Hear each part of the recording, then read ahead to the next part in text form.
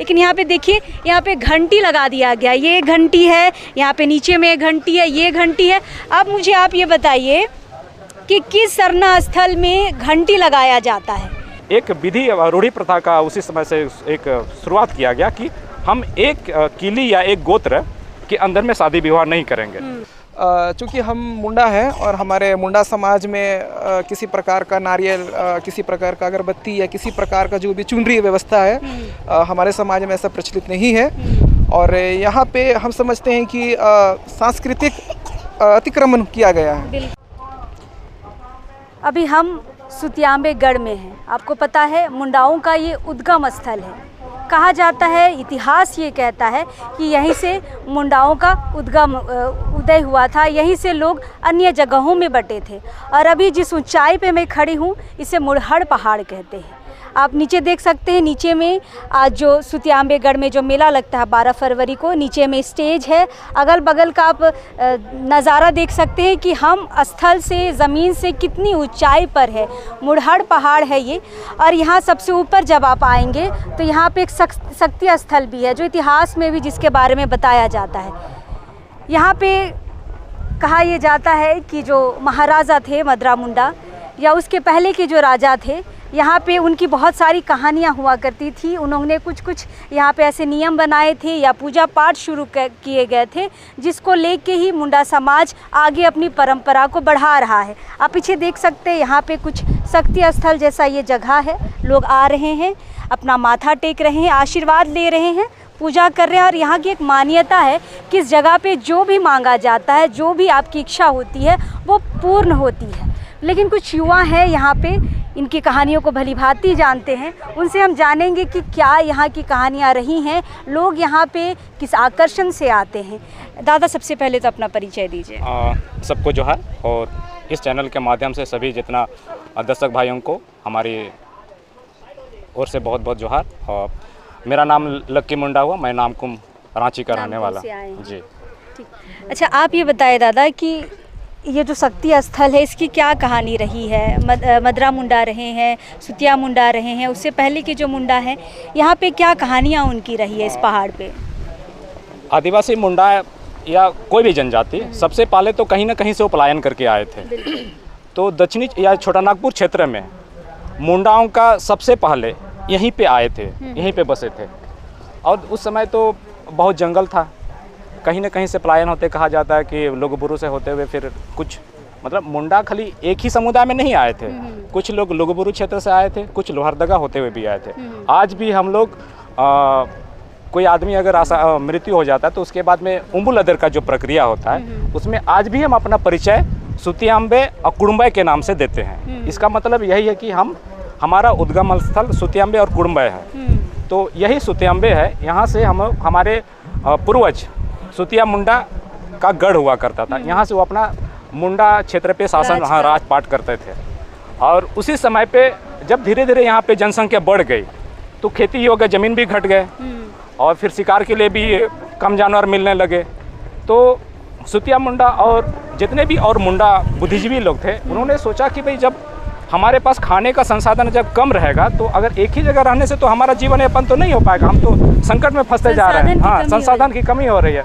तो इसलिए उन्होंने इसी जगह पे बैठक की थी, इसी पहाड़ के ऊपर में। यहीं पे अभी यहाँ पे हम लोग खड़े हैं, यहीं पे बैठक किए थे और निर्णय लिए थे कि ऐसे से हम लोग का नहीं चलेगा। अब हम लोग को जीवन यापन के लिए अपने लोगों को दूसरी जगह भी खेती बाड़ी या फिर शिकार करने के लिए नए जगह की खोज करने के लिए जाना चाहिए। हाँ, फैलना चाहिए। तो जब इस तरह का जब सिचुएशन आया तो एक उस समय ये भी डर था, तो उस समय तो पूरा जंगल भी था। अब मान लीजिए हम अगर यहाँ से कहीं चले गए तो हमारा फिर विभाजन हो जाएगा, हम एक दूसरे को नहीं पहचानेंगे। चलिए एक पीढ़ी तक तो पहचाने, लेकिन उसके आगे पीढ़ी तक अगर मिलना जुलना नहीं रहेगा तो हम तो विभाजित हो जाएंगे। फिर अगर कहीं पे अगर गलती से मुलाकात हो गई तो फिर भाई भाई में दुश्मनी हो जाएगा। तो इसलिए ऐसा स्थिति ना उत्पन्न हो, इसलिए यहीं पे निर्णय हुआ सर्वसम्मति से, और 22 पढ़ा का निर्माण हुआ। और उस पढ़ा को एक गोत्र दिया गया। प्रत्येक पढ़ा को एक एक गोत्र दिया गया, और एक गोत्र वाले को एक परिवार का सदस्य माना गया। और एक पढ़ा का सदस्य, उसके बाद में एक पढ़ा का सदस्य तो निर्माण हो गए, उसके बाद में अगर बाद में मिलना जुलना कैसे होगा? इसके लिए एक विधि रूढ़ी प्रथा का उसी समय से एक शुरुआत किया गया कि हम एक किली या एक गोत्र के अंदर में शादी विवाह नहीं करेंगे, और दूसरे गोत्र से अगर शादी विवाह करेंगे तो शादी विवाह के माध्यम से एक दूसरे से मिलेंगे। तो इसलिए यहाँ से गोत्र का निर्माण हुआ, और रूढ़ी प्रथा जो एक गोत्र का जो शादी विवाह नहीं करने का जो प्रथा है वो यहीं से चालू हुआ, और आज भी हम कायम करते हैं इसको और पालन करते हैं। इस प्रकार हमारा यहाँ से उद्गम हुआ और फिर हम पूरे क्षेत्र में फैल गए और उसी को आज तक हम फॉलो कर रहे हैं। बिल्कुल। अच्छा, आप ये जो पत्थर यहाँ पे लगे हैं इनके बारे में कुछ बता रहे थे। हमारा जो आदिवासी पूजा पद्धति बोलिए या फिर मुंडा पूजा पद्धति में हम लोग ज़मीन पे ही पूजा करते हैं, उसका कोई मंदिर या कोई घर ऐसा कुछ नहीं रहता है।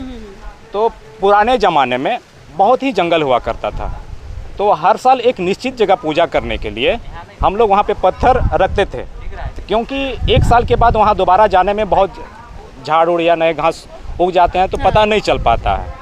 तो इसलिए जगह को निर्धारित करने के लिए या चिन्हा करने के लिए हम लोग पत्थर का रखते हैं। ऐसा ये कभी ना समझा जाए कि ये शिवलिंग है या फिर अन्य कोई भगवान, ऐसा कुछ नहीं। ये खाली हम जगह निर्धारित करने के लिए हमारा ये पूजनीय स्थल है, इसलिए पत्थर वहाँ पे रखते हैं।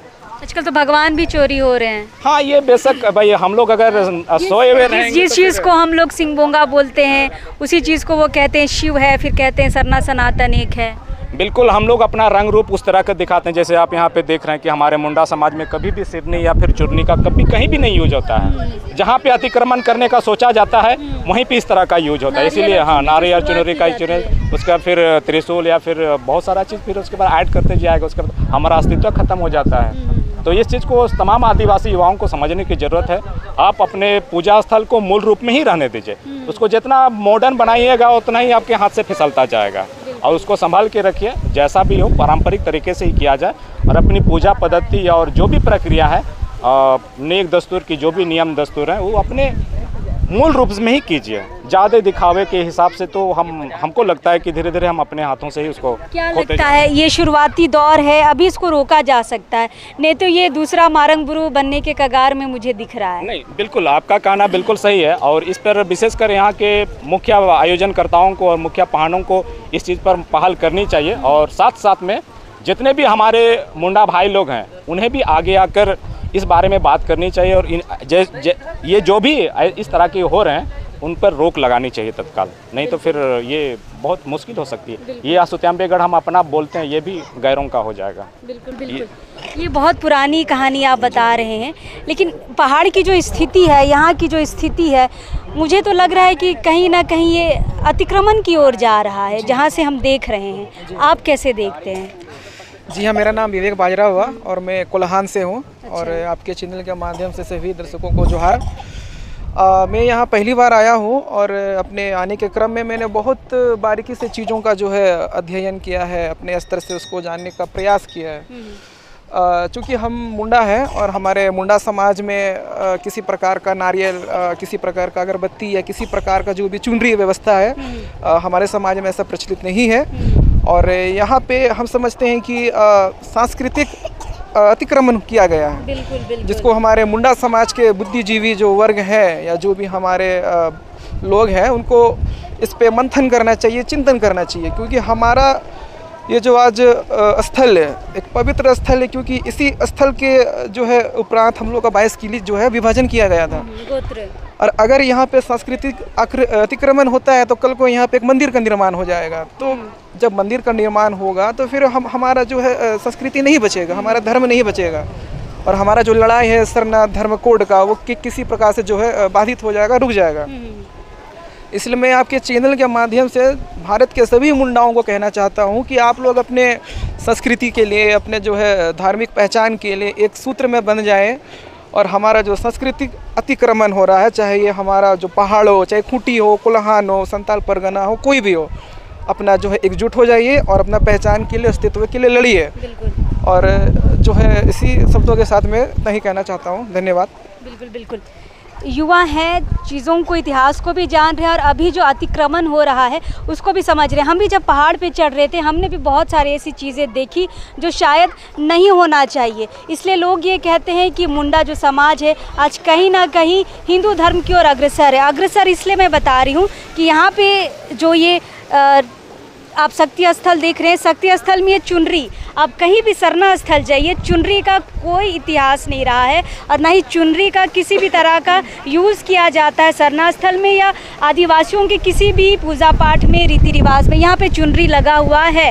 यहाँ पे आप नीचे देखेंगे तो यहाँ पे आपको अगरबत्ती दिखेगी, आपको नारियल, यहाँ पर भी नारियल पड़ा हुआ है, ये देखिए नारियल है, चुनरी है। इसलिए यहाँ के युवा देख के ये बता रहे हैं कि ये सांस्कृतिक अतिक्रमण हो रहा है और अतिक्रमण कहीं ना कहीं किसी बड़े मंदिर के रूप में यहाँ स्थापित एक ना एक दिन ज़रूर होगा, अगर यहाँ का मुंडा समाज नहीं जगा तो।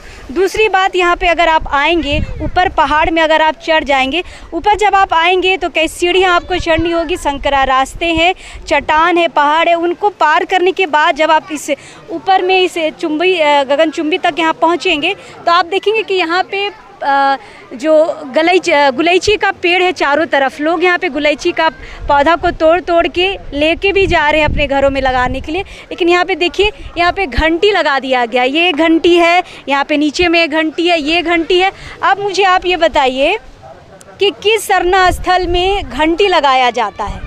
जो मुंडा समाज अपने आप को इतना बृहद समझता है, अपने आप को कहता है कि सबसे पहले हम मुंडा आए थे इस राज्य में, इस इलाके में सबसे पहले मुंडा जाति ही आए थे, उरांव से भी पहले आए थे। तो क्या ये परंपरा रही है, ये चुनरी की, ये नारियल की, ये घंटी की? इसलिए मैं ये कह रही हूँ क्योंकि जिस तरह से लोग यहाँ पे आ रहे हैं, देख रहे हैं, कोल्हान से जो भाई आए हैं कह रहे हैं कि गलत मैसेज जा रहा है पूरे देश में, और बिल्कुल जा रहा है। लोग दूर दूर से यहाँ आते हैं और आके देखते हैं कि यहाँ पे चुनरी है, नारियल है, घंटी है, कहीं ना कहीं एक छोटा सा मंदिर का निर्माण यहाँ पे दिख रहा है। आप नीचे जाएंगे तो एक बजरंगबली का मंदिर भी दिखेगा आपको। यहाँ पे थोड़ा सा 2-4 सीढ़ी नीचे जाएंगे तो बजरंगबली का मंदिर आपको दिखेगा। दीवार पे बजरंगबली का पेंटिंग किया हुआ है, लोग पूजा कर रहे हैं, झंडा गाड़ा हुआ है। फिर आप किस हिसाब से इसको मदरा मुंडा का ये सुतियांबेगढ़ कहते हैं, मुंडाओं का ये उद्गम स्थल कहते हैं। इसलिए कहीं ना कहीं हिंदू समाज को ये बोलने का मौका मिलता है कि सरना सनातन एक है, क्योंकि हम ही लोग सजग नहीं हैं, हम ही हिंदुत्व की ओर अग्रसर है, ये सोचने की बात है। और यहाँ के जो आयोजक करता हैं इस मेले के, सुतियांबेगढ़ के जो आयोजक करता है, उनको ये ध्यान देने की ज़रूरत है कि इसे अतिक्रमण मुक्त कराया जाए। अगली बार जब सैलानी यहाँ पे आए 12 फरवरी को, तो ये सारी चीज़ें यहाँ पे ना रहे। पिछले बार भी काफ़ी बहस हुआ था, नीचे जो त्वारण द्वार होता है उसमें हनुमान का टाइल्स लगाया गया था, दुर्गा माता जी का टाइल्स लगाया गया था। अभी किसी तरह उसे कबाड़ के हटा दिया गया है, लेकिन ये भी चर्चा का पिछले साल एक विषय था। अभी ये नया विषय है, ये घंटी, ये चुनरी और ये नारियल। फ़िलहाल हम युवाओं की बात को ही रख रहे हैं, बाकी हमने भी जो चीज़ें यहाँ पे देखी है, जो चीज़ें समझी हैं, वो आप तक पहुँचाई है। अगर आपको भरोसा ना हो तो आप एक बार इस पहाड़ पे आके देख सकते हैं कि ये सुतियांबेगढ़ किस तरह से अतिक्रमण की ओर बढ़ रहा है। फ़िलहाल हम हैं यहाँ पे, बाकी खबरों के लिए हमारे साथ बने रहे। फ़िलहाल अभी इस वक्त के लिए जोहार रहेगा।